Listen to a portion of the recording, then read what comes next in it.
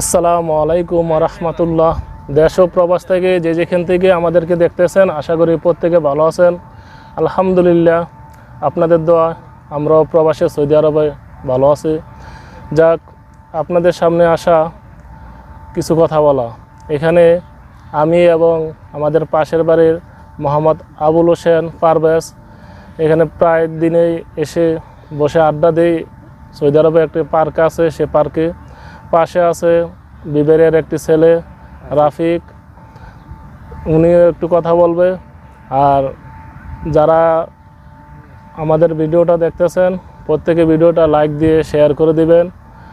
আমরা যখন দেশে ছিলাম তখন ভাবছি প্রবাসে গিয়ে ভালো একটা কাজ পাবো, ভালো একটা ডিউটি করব, অনেক টাকা উপার্জন করব।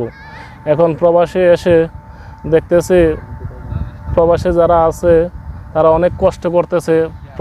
সৌদি আরবে বর্তমানে রোদের তাপমাত্রা প্রায় 45 থেকে 47-48 ডিগ্রি চলে যায়। বাইরে যারা কাজ করে অনেক পরিশ্রম করে থাকে। তো আমরা ইনশাল্লাহ আছি, আমাদের জন্য দোয়া করবেন, আমরা যেন সুষ্ঠুভাবে এদেশে সঠিকভাবে কাজ করতে পারি, সঠিক চাকরি করতে পারি। যারা আনছে, যারা আমাদেরকে নিয়ে আসছে, তারা যেন সম্মান অর্জন করতে পারে, তাদের দ্বারা যেন আমরা অনেক টাকা উপার্জন করতে পারি, দেশের জন্য কিছু করতে পারি। তো যারা আমাদের সঙ্গে আছেন সবাইকে অসংখ্য ধন্যবাদ। আসসালামু আলাইকুম রহমতুল্লাহ।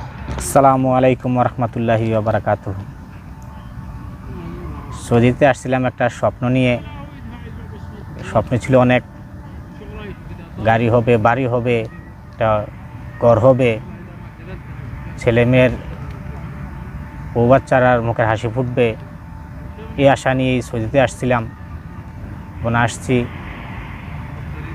আল্লাহ যেন আমাদের একটা হালাল রিজিকের ব্যবস্থা করে দেয়,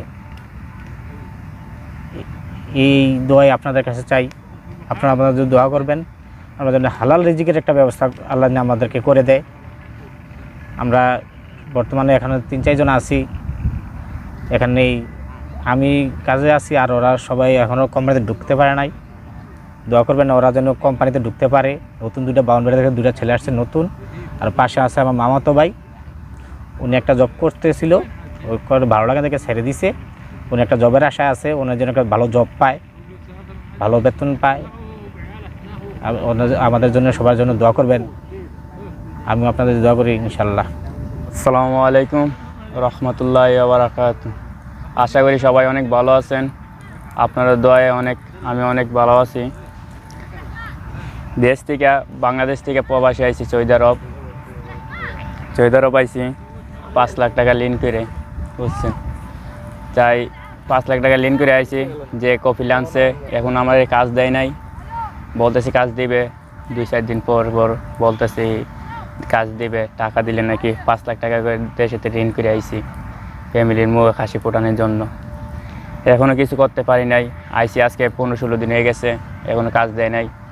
এই বলতেছে আজকে দিবে, কালকে দিবে, এগুলো করে এসে ঘুরাইতেছে। আকামা দিছে 3 মাসের কথা আছে, 15 মাসের আকামা দিছে 3 মাসের আকামা। তাই এখন কিছু করতে পারতেছি না। যে বাংলাদেশে থাকি বালা, অনেক ভালো ছিলাম। প্রবাসে আইসা মনে করেন অনেক কষ্ট দিন কাটতেছে, যে ফ্যামিলির মুখে হাসি পড়াতে পারি নাই। এখনও আইসি, একটা কাজ পাই নাই। একটা কাজ পাইলে, একটা জব পাইলে যে ফ্যামিলির মুখে হাসি ফোটান যায়, বুঝছেন। আসসালামু আলাইকুম রহমতুল্লাহি ওয়া বারাকাতুহু। আশা করি সবাই অনেক ভালো আছেন। আপনাদের দয়া, আল্লাহ তাআলার রহমতে আমরা অনেক ভালো আছি। প্রত্যেকটা মানুষের এই জীবনে একটাই লক্ষ্য থাকে, সফল হওয়া, মা বাবার মুখে হাসি ফোটানো। তো আমরাও তারই মতোই, আমরাও সে আশা নিয়ে আসছিলাম দেশ ছেড়ে, মার কুল ছেড়ে, সব কিছু ছেড়ে আসছিলাম মার মুখে হাসি ফোটাতে, পরিবারের মুখে হাসি ফোটাতে। সেই উদ্দেশ্যে আমাদের প্রবাস জীবনে আসা। আসছি অনেক দিন হয়েছে, কিন্তু এখনও কাজ পাই নাই। তবে ইনশাল্লাহ কিছুদিনের ভিতরে কাজ পেয়ে যাব। তো সবাই দোয়া করবেন আমাদের জন্য।